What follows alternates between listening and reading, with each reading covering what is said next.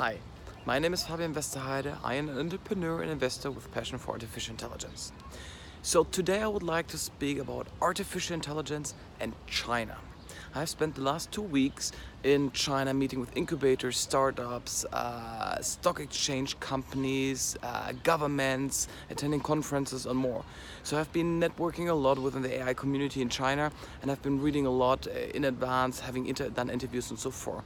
So my main goal was to go there and figure out, is what China's claiming to build real? And to make it short, China will be the next global AI superpower. What I have seen is very impressive, very, very impressive, and even more impressive than Silicon Valley on a way different scale. So let's go through top topics which I consider for this. First is technology. So what I have seen in the space of augmented reality, voice recognition, visual, image recognition, robotics, video analytics, and so forth, they are state of the art. Yes, maybe some other companies are a little bit ahead, a little bit below them, but what I've seen, this works. I've seen the same in Europe, I've seen the same in Silicon Valley, so this is state of the art. But also they build real products and real companies out of this, so traction, it is significant. I have met 2 companies who did IPO who are really good valued, and they run fully AI. They're fully AI companies. I have met a couple of startups which you don't consider a startup anymore. They are break even from day one. They build AI-based products, they started to sell them, they make money, they grow organically. I had published in my report, the Global Artificial Intelligence Scape, we did together with Roland Berger, that 11% of all companies in the AI space are in China. And these 11%, I don't know, the feeling is they are even more advanced than our European 15-20%. What I see in China, what I can compare directly to Europe, there's no comparison. You have to compare China directly with the United States. So they have technology, state of the art. They have traction, significant traction. They make money already with AI, and they get support, like real support. Not only government telling me, yeah, do a little bit more AI and here's some money. No, it's real interest. When I went to the artificial intelligence conference, the first 2 rows was only local government representatives. Because in China, the success of your political career is today linked with your ability to attract more AI businesses, more AI talents, and let them grow. So they are in constant competition. Every city I visited, they were interested, how do we get more AI talents? How do we get more companies here? What do we have to do to have a stronger AI ecosystem? So everyone is interested in this. And then they invest, they provide so much. I was in Hangzhou, where Alibaba is located, and one of the districts which does not have Alibaba, they say like, oh, we want to have Alibaba too, so they built something they call Turing Town. Yes, Turing Town.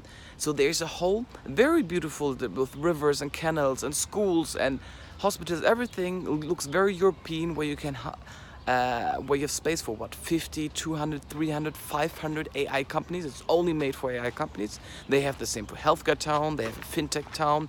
So they have built separate units just for industries to attract. At the same time, I went to clusters where 2,000 companies are in a couple of buildings, and we speak about high quality buildings, we speak about fancy offices, incubators.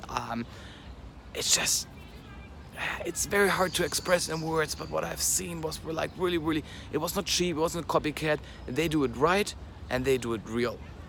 And yes, another point, funding. When I spoke with a company who's doing something like Google Duplex, so they do this Chinese voice agents who can do calls for companies in Chinese and, for example, do appointments or do bookings for you and so forth. So I asked the team, like, how is the funding situation? And he honestly said, it was easy.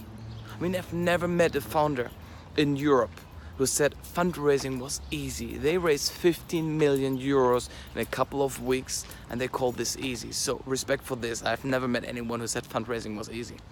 And already the statistics show that more AI or more money is invested in the AI space in China than in the United States. So they already overtook USA in terms of funding. So what is the outlook? I mean, not everything's perfect, and what I see is China's lacking 2 things.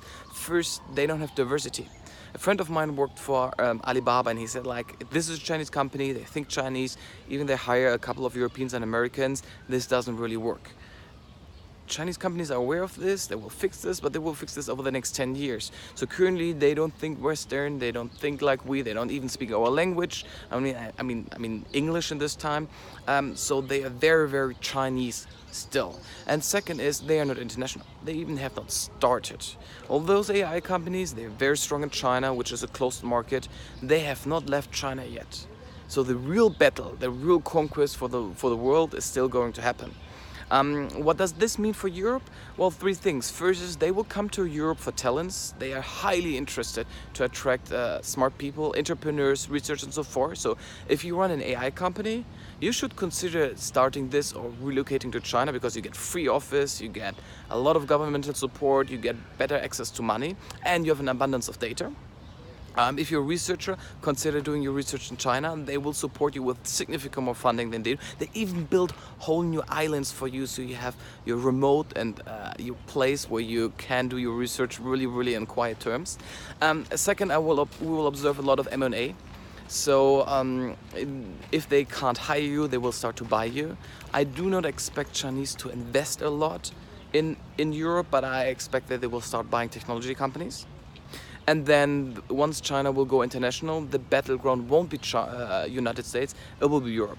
I mean, Europe is the place where United States and China will fight the final battle for our data, for our customers, for our clients, for our market. This will be some interesting years, and you can decide if you want to, partner with the United States, if you want to partner with China, if you want to do your own thing. I personally don't believe that Europe can do it alone. We will have to work with one of those superpowers. And yes, just final words. China will come, they will come hard, they will come fast, and they will surprise a lot of people out there.